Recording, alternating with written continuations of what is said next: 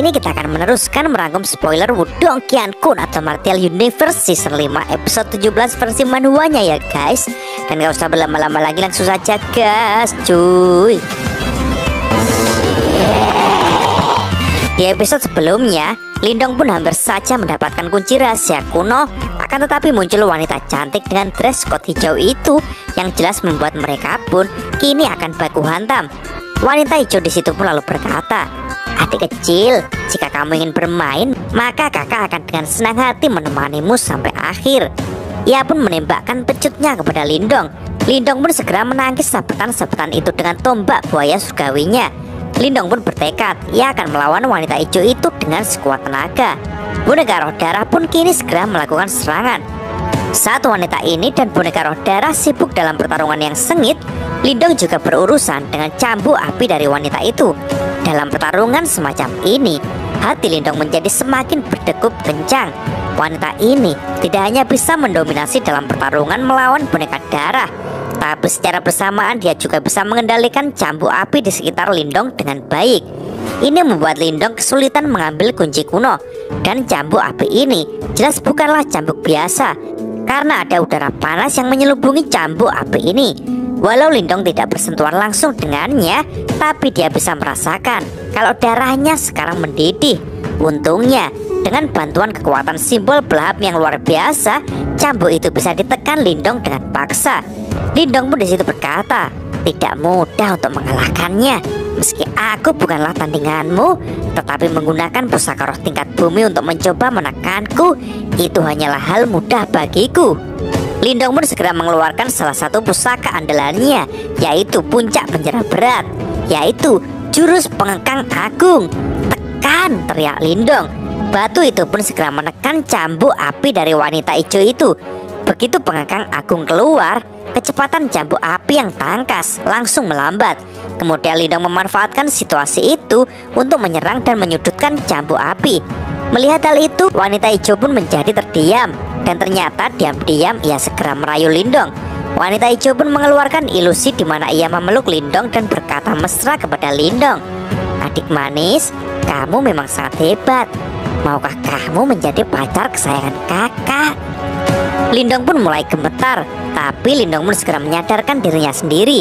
"Sial, kenapa aku malah membayangkan hal semacam itu sekarang? Jika sampai hatiku goyah oleh kata-katanya, maka kemungkinan aku akan benar-benar celaka. Abaikan dia, abaikan."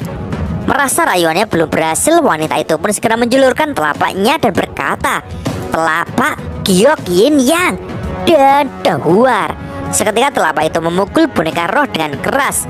Lindong yang terkejut pun di situ berkata, "Telapak tangannya sangat kuat.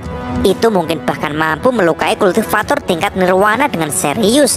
Untungnya boneka roh darah tidak memiliki rasa sakit. Jadi serangan itu tidak mempengaruhi boneka roh darah untuk terus menyerang." Wanita hijau pun kini tampaknya mulai kerepotan dengan boneka roh darah yang tak bisa mati. Di situ ia berkata, "Ini adalah boneka zombie yang tak bisa mati. Sungguh merepotkan. Biasanya aku bahkan bisa menghancurkan boneka semacam ini menjadi berkeping-keping. Tapi aku hampir kehabisan waktu sekarang. Bila terus begini cepat atau lambat, kunci rahasia kuno akan jatuh ke tangan anak itu." Wanita hijau itu pun kini mengambil sedikit darah dari jarinya, dan ia pun segera menembakkannya ke boneka roh darah untuk menyegel boneka itu. Seketika boneka roh darah pun tak bisa bergerak lagi. Hal itu membuat Lindong pun jadi panik. Gawat, dia bisa menyegel boneka roh darah. Sungguh merepotkan, ucapnya. Lindong pun dengan cepat segera meluncur untuk mengambil kunci rahasia kuno. Jelas wanita hijau pun tak tinggal diam. Ia pun segera menembakkan jurusnya lagi, yaitu telapak Giok Yin Yang-nya. Dan ia pun lanjut berkata, "Adik manis, kalau kamu mau menyerangku dengan trik ini, kamu tidak akan menang." Sementara itu Lindong pun tampaknya sudah memegang kunci itu. Akan tetapi Lindong pun kini tak bisa menghindari lagi tembakan telapak tangan Giok Yin Yang dari wanita itu. Lindong pun disitu hanya bisa menatap jurus itu dengan pasrah dan berkata, "Sial, aku tidak bisa menghindarinya. Apa dia benar-benar mengeluarkan jurus pamungkasnya?" Dan madahuar. Tiba-tiba saja ekor Xiaoyan pun dengan cepat muncul dan menangkis serangan jurus telapak yang kuat itu. Dan benar saja, Karena saat ini Xiaoyan dan Xiaode muncul tepat waktu dan membantu Lindong. Xiaode pun dengan cepat berkata, "Lindong, tuangkan kekuatan Yuan ke dalam kunci rahasia kuno. Selama kau mengendalikan kunci rahasia kuno, kau bisa mengusir wanita ini secara paksa." Mendengar hal itu, Lindong pun segera mengalirkan energi Yuannya ke kunci itu.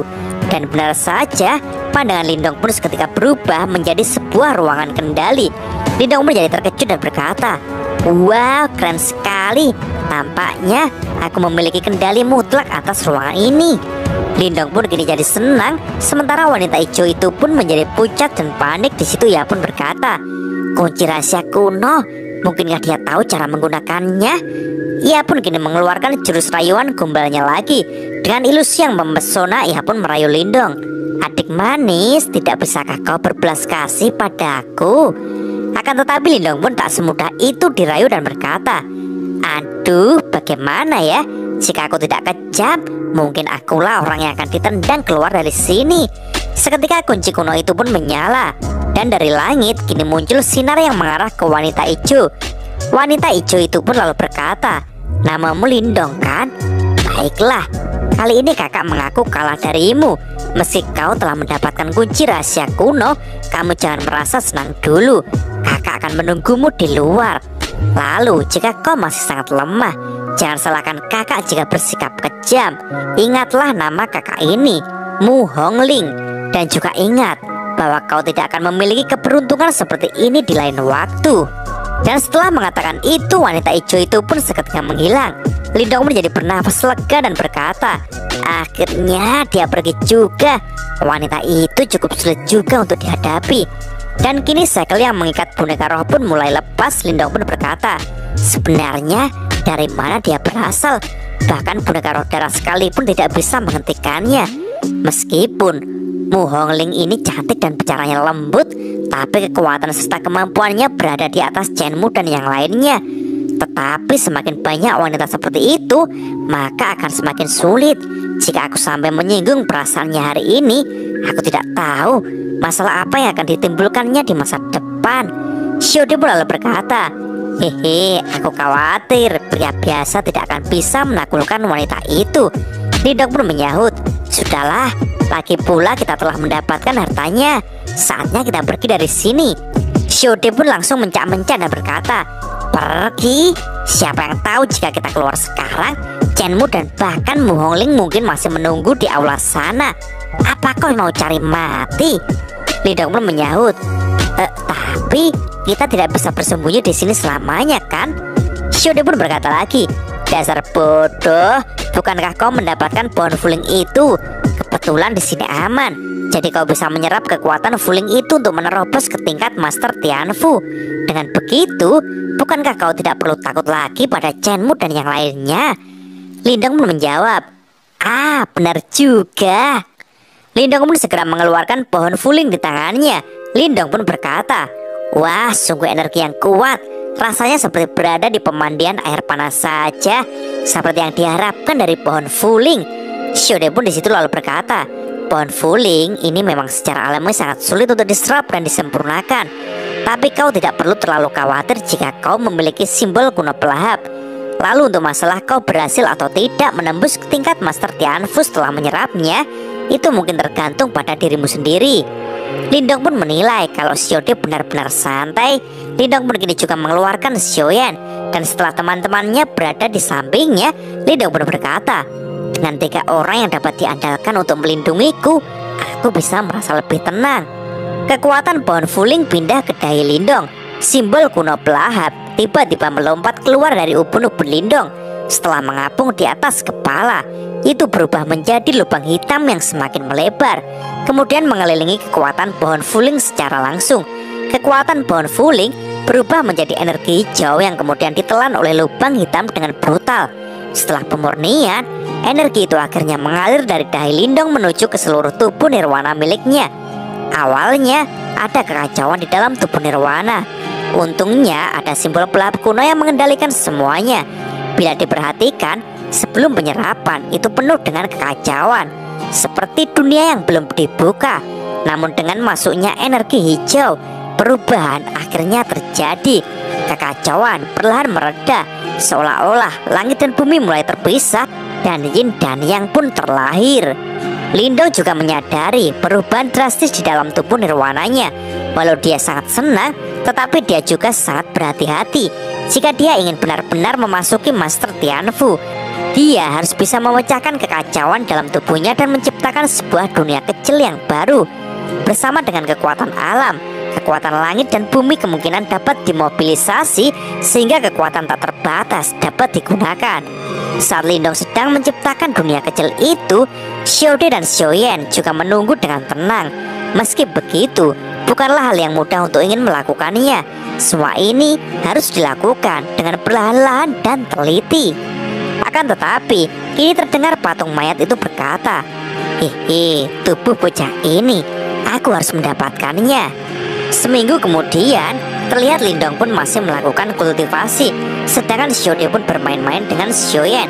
Xiaode di situ berkata, harimau tolol, ayo main game. Jika kau berhasil menangkapku di dimensi ini, maka aku akan memberimu hadiah. Bagaimana menurutmu? Tampaknya akan butuh waktu bagi Lindong untuk sadar. Bagaimanapun, dia tidak hanya bisa melewatkan waktunya seperti ini. Sementara itu patung mayat pun diam-diam berkata, saat mereka lengah, aku pasti akan. Xiaode pun masih asik main kejar-kejaran bersama Xiaoyan. Tapi tiba-tiba saja Xiaoyan pun tak sengaja menginjak patung mayat hingga ambruk. Xiaode pun jadi berkata, dasar harimau bodoh, kau sangat kasar. Kau bahkan merobohkan tulang belulang itu. Di dalam alam kunci kuno rahasia itu, Lindong telah menghabiskan 1 bulan dan 3 hari untuk membangun alam semesta kecil di dahinya. Selama waktu ini, energi pohon Fuling secara bertahap diserap oleh Lindong. Xiaode pun menghentikan main-mainnya dengan Xiaoyan dan ia pun mulai memperhatikan Lindong dan berkata di dalam hati, apakah Lindong hampir selesai menyerap energinya? Tapi alam semesta kecil di dahinya belum sepenuhnya terbangun. Sepertinya untuk menerobos ke tahap Master Simbol Surgawi, apakah akan tertunda sekali lagi? Lindong pun kini mulai sadar dan ia pun mengatakan kalau ia hampir saja menerobos. Tapi tiba-tiba saja tubuh mayat di belakang Lindong pun meledak. Lalu dari situ muncul sekelebat cahaya ungu yang dengan cepat melesat masuk ke dahi Lindong. Seketika hal itu membuat Xiaode dan Lindong pun sangat kaget. Xiaode pun kini melihat kalau tubuh patung mayat itu sudah hancur dan ia pun berkata, cahaya ungu barusan adalah tanda dari sisa jiwa orang itu. Sepertinya ledakan energi kehidupan ketika Lindong menyerap pohon Fuling telah mengaktifkan tanda spiritual yang mencoba untuk mengambil kendali tubuh Lindong. Melihat Lindong yang saat ini masih terdiam saja seperti patung, membuat Xiaoyan pun jadi gelisah dan meraung-raung. Akan tetapi Lindong pun masih terdiam dan tatapan matanya kosong. Karena ternyata saat ini Lindong dibawa ke alam spiritualnya, di mana saat ini Lindong terkejut melihat pusaran jiwa gelap. Ia pun berkata, ada apa ini sebenarnya? Ini mengaduk kekacauan di dalam dahiku. Apa dia mencoba menghancurkan jiwaku? Dan jiwa gelap dari mayat tadi mulai berkata, serahkan tubuhmu padaku. Aku akan memberikan kekuatan tak terbatas. Lindong menjadi kesal dan berteriak, dari mana orang ini berasal? Nyala. Jiwa itu pun berkata lagi, kau bahkan memiliki simbol belahat kuno, tapi kau tidak bisa menggunakannya dengan benar karena kau masih terlalu lemah. Setelah aku mengambil alih tubuhmu, kau akan menjalani kehidupan yang terhormat. Bagi Lindong, cahaya ungu itu tidak terlalu kuat. Itu hanya teknik untuk mengubah energi mental, tapi itu masih berada di level yang lebih tinggi darinya. Meskipun dia mempunyai simbol kuno pelahap, dia hanya bisa mempertahankan diri di tempat dia berada. Jiwa gelap itu lalu berkata, nah, suatu kehormatan untukmu bahwa aku tertarik pada tubuhmu. Jika kau masih berani melawanku, aku akan menghancurkan jiwamu sepenuhnya dan membuatmu menghilang dari dunia ini. Lindong pun tak gentar dan dengan tegas ia berkata, menghancurkan? Apa yang kau pikirkan? Kau seharusnya tetap mati. Dan tiba-tiba saja kini muncul monster raksasa yang mengerikan. Monster itu lalu berkata, kau berani untuk bertingkah di depan Xiaode yang hebat ini? Kau pikir aku benar-benar tidak bisa berurusan denganmu? Lindong pun terkejut dan berkata, Xiaode? Sepertinya itu adalah bentuk sebenarnya dari Xiaode si Little Martin. Jiwa gelap itu pun seketika menjadi ketakutan dan berkata, Iblis kuno Martin. Martin pun lalu berkata lagi, makhluk tanpa mata, kau bahkan tak bisa mati dengan tenang. Kau hanyalah jejak sisa energi mental. Namun kau berani main-main ya. Tapi karena kau sudah di sini, jangan harap kau bisa pergi. Xiaode pun lalu menembakkan kekuatan energi ungu dari kebasan kedua sayapnya. Tembakan itu jelas membuat jiwa leluhur itu kewalahan. Lindong pun sekarang baru tahu kalau itu adalah jiwa mayat penjaga kunci kuno. Dan ia pun berkata, ternyata itu mayat itu benar-benar kau. Aku hampir jadi korban orang mati. Sial. Akan tetapi jiwa itu pun masih tak menyerah dan mengatakan, iblis kuno Martin, kau hanya dalam bentuk spiritualmu.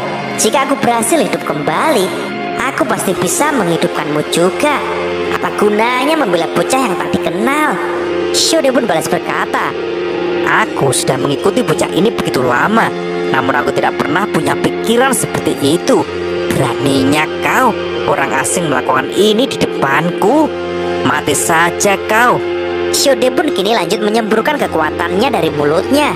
Sedangkan Lindong pun hanya melongo melihat adu mulut mereka berdua. Tembakan Xiaode kali ini begitu kuat, dan kali ini tembakan itu benar-benar memusnahkan jiwa itu.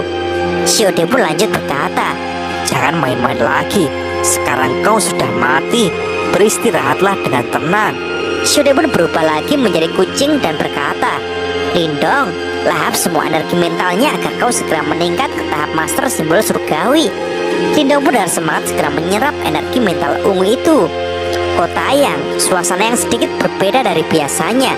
Menara terbesar di jantung kota awalnya dikuasai oleh Ling Yun dan Kekaisaran Great Yuan.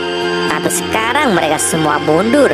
Hal itu karena menara itu sekarang dikuasai oleh pihak yang lebih kuat, yaitu Kekaisaran Jurang Iblis. Terdengar orang-orang di jalanan kota berkata, apa kau sudah mendengarnya? Kekaisaran Jurang Iblis telah menangkap seorang dari salah satu dari 3 kekaisaran lainnya. Dikatakan bahwa Lindong yang berjuang dengan mereka di lembah Batu Guntur telah mendapatkan kunci kuno misterius, tapi dia malah menghilang. Kekaisaran Jurang Iblis juga sangat tercela. Mereka menggunakan cara seperti ini untuk memaksa Lindong muncul. Tapi Lindong juga tidak bodoh. Kehebatan Kekaisaran Iblis Jurang terlihat jelas bagi semua orang. Apa dia berani menghadapi Kekaisaran Jurang Iblis sendirian? Ya, tapi itu sangat disayangkan untuk Moti dan orang-orang yang bersama dengan dia. Jika Lindong tidak muncul, mereka tidak akan mungkin lepas dengan mudah. Aduh, kota yang tidak lagi aman. Sepertinya kita harus mencari tempat lain. Pada saat ini, Moti dan yang lainnya sedang menatap Kekaisaran Jurang Iblis dari dalam sangkar besi. Kebencian yang belum terselesaikan berputar di mata mereka bertiga. Lipan, seseorang yang berada di tahap nirwana, memiliki status yang cukup di hierarki Kekaisaran Jurang Iblis. Kebenciannya pada Lindong mendorong keinginannya untuk membalas dendam padanya. Tapi dia bahkan tidak bisa menangkap bayangannya sejauh ini. Selama periode yang berlangsung selama sebulan, Lipan menyiksa Moti dan teman-temannya dengan berbagai cara. Dia mencoba untuk memaksa Lindong agar keluar, yang dia asumsikan Lindong sedang bersembunyi di dalam kegelapan. Tapi sejauh ini Lindong belum juga muncul. Lipan pun di situ lalu berkata, Lindong, ini semua temanmu. Jika kau tidak datang dan menyelamatkan mereka, reputasimu pasti akan hancur nantinya. Hehe, kau menikmati harta itu sendiri, sementara teman-temanmu malah menderita. Kau pasti akan disalahkan oleh semua orang. Lipan pun lalu menatap Moti dan berkata, Moti, jangan menatapku dengan kebencian seperti itu. Yang seharusnya kau benci bukanlah aku dong. Seharusnya ke si pengecut Lindong itu. Gara-gara dia kalian semua jadi menderita. Mendengar hal itu Moti pun jadi tak bisa menahan kekesalannya dan berteriak, kurang ajar, jangan biarkan aku memiliki kesempatan, atau aku akan merobek tubuhmu dengan mulutku. Lipan pun tampak mulai merilis kekuatan di tangannya dan berkata, sepertinya temperamen burukmu belum membaik sama sekali dalam sebulan terakhir ini. Apakah aku memang terlalu baik? Dan mauvet strak. Lipan pun menyabetkan kekuatannya untuk menganiaya teman-teman Moti lagi di situ. Moti pun tampak murka. Ia pun mengerang dan berkata, sialan, seorang datanglah dan bunuh keparat ini. Tapi sayang sekali seberapa besar amanah dari Moti, saat ini ia tak bisa melakukan apa-apa. Karena memang saat ini Moti dan teman-temannya dikurung di kurungan besi yang besar dan kuat di halaman kekaisaran. Orang-orang yang melihatnya pun hanya bisa miris melihat kekejaman dari Lipan. Akan tetapi Lipan pun hanya senyum-senyum dan tampaknya ia sangat menikmati semua ini. Dia pun juga ngekek-ngekek sambil berjoget ria sambil berkata, keputusasaan, kepedihan, ketakutan, kesakitan, itu semua adalah ekspresi favoritku. Liu Yuan yang melihatnya pun jadi sangat kesal dengan Lipan dan ia ingin meluapkan emosinya. Tapi Ling Zi pun segera menenangkannya. Ia di situ berkata, lupakan saja, tidak ada gunanya. Jika kita tidak dekat dengan tahap nirwana, kita pasti akan berada di dalam kurungan itu juga. Moti pun menghela nafasnya dan berkata, baiklah, aku akan meninggalkan kota yang bersama orang-orangku besok. Aku akan segera berusaha untuk segera naik ke tahap nirwana. Orang-orang pun di situ juga hanya bisa berkata, kita sebaiknya tidak membuat kontak mata. Sungguh Lipan adalah pria yang menakutkan. Dan kini Lipan pun berkata, Moti, kesabaranku sudah habis. Mulai besok aku akan membunuh salah satu dari kalian setiap hari sampai Lindong muncul. Kalian lebih baik mulai berdoa agar dia segera datang untuk menyelamatkan kalian. Jika tidak, maka kurungan besi ini adalah tempat di mana kalian akan menghabiskan saat-saat terakhir kalian. Moti pun kini mulai tenang dan ia pun berkata, Lipan, kau benar-benar bodoh. Lindong, jika dia benar-benar muncul, percayalah, kau akan mendapatkan balasan 100 kali lipat dari yang kami terima. Lipan pun cukup terkejut dengan perkataan Moti itu. Tatapannya pun mulai menajam dan berkata, karena kau bersikeras menjadi begitu tidak sopan, kita akan mulai sekarang. Lipan pun kini mulai merilis tombak cahaya di tangannya. Jelas hal itu membuat orang-orang ketakutan. Dia akan mulai membunuh, ucap mereka dalam hati. Dan maut. Lipan pun kini melemparkan tombaknya dengan kuat ke arah Moti. Moti pun hanya bisa pasrah. Akan tetapi ia masih mempunyai keyakinan dan berkata, tunggu saja, dasar keparat. Tombak Lipan pun mengucur deras dan tiba-tiba saja tombak itu seketika berhenti di depan wajah Moti dan Duar. Tak disangka tombak itu meledak sebelum benar-benar menghantam wajah Moti. Jelas hal itu sangat mengagetkan Moti, karena di depannya kini akhirnya muncul seorang pahlawan yang sangat dinantikan. Dengan mata yang terbelalak, Moti pun berkata, Lindong, kau muncul. Kau akan menjadi mangsa buruan kekaisaran jurang iblis. Dan cerita pun bersambung. Oke teman